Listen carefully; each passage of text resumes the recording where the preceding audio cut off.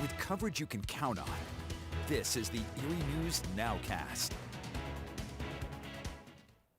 Good evening, I'm Haley Potter. Thanks for joining us for tonight's edition of the Erie News Nowcast. We begin tonight with some weather coverage you can count on. A local family is out of its home tonight after storms ripped down a tree and threw it onto the house. It happened overnight at 29th and Liberty in Erie, and the people who live there called the city for years asking officials to cut down this tree. The homeowners were traveling when the tree fell, so fortunately no one was hurt, but the roof has several holes in it and the tree took over an upstairs bedroom. A neighboring house was also damaged and 2 cars were smashed by falling branches. Right now there's no estimate on any damages.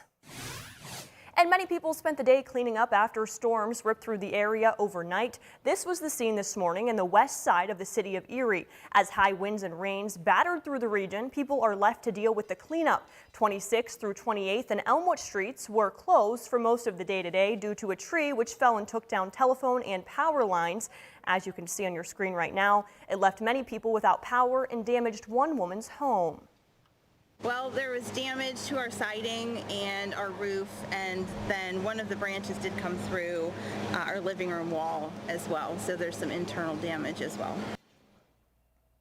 And while we saw those storms that happened last night, more storms ripped through parts of our area earlier today, some leaving down trees and power lines. It was an afternoon spent cleaning up debris for Bob Mona, who lives on Lippert Road in Crawford County, and an afternoon waiting for the power to come back on. We checked Penelec's map when we were down in that area around 5 p.m. to see several outages in the area.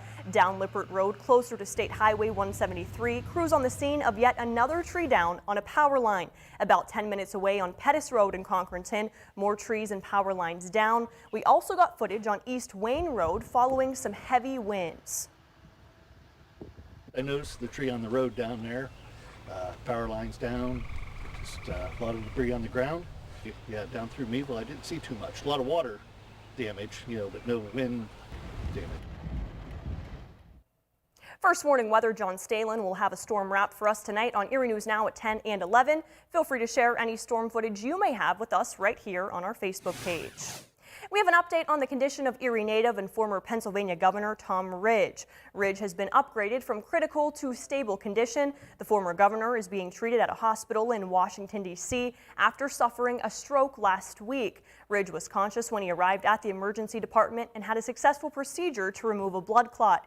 In a statement late last week, former First Lady Michelle Ridge said the family is hopeful for a full recovery. She says the family takes comfort knowing Tom is a determined fighter and has overcome past health challenges.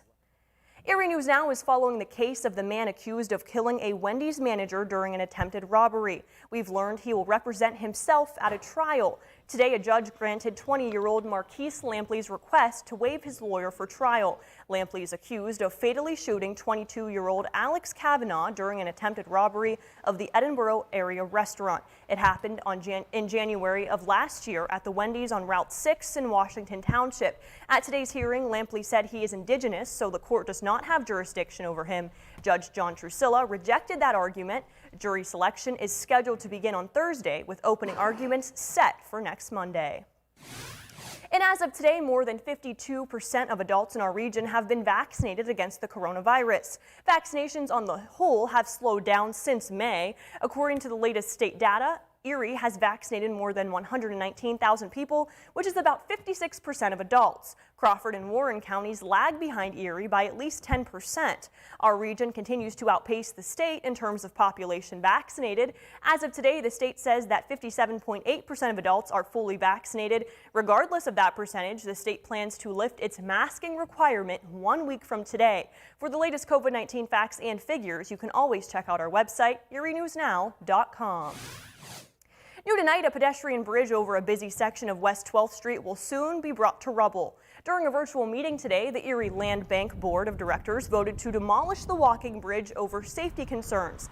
It's located near 12th and Poplar Street. Board members say people broke into the skywalk and vandalized it, causing safety issues for traffic on 12th Street.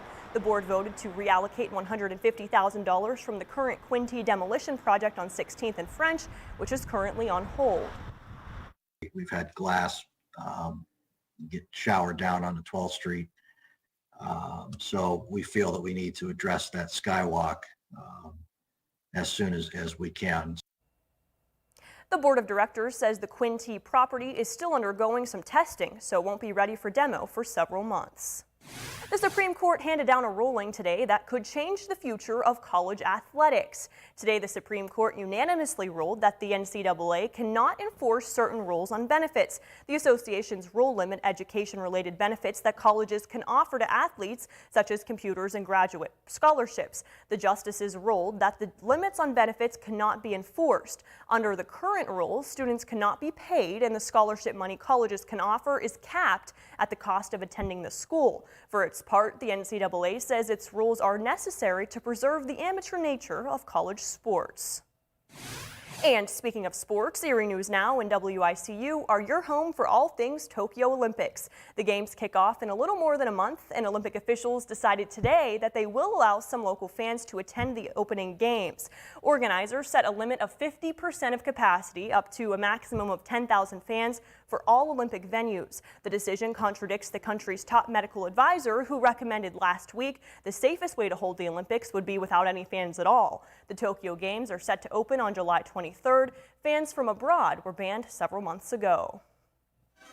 And while you can't attend the games, you can catch all of the action of this summer's Olympic Games on WICU Channel 12.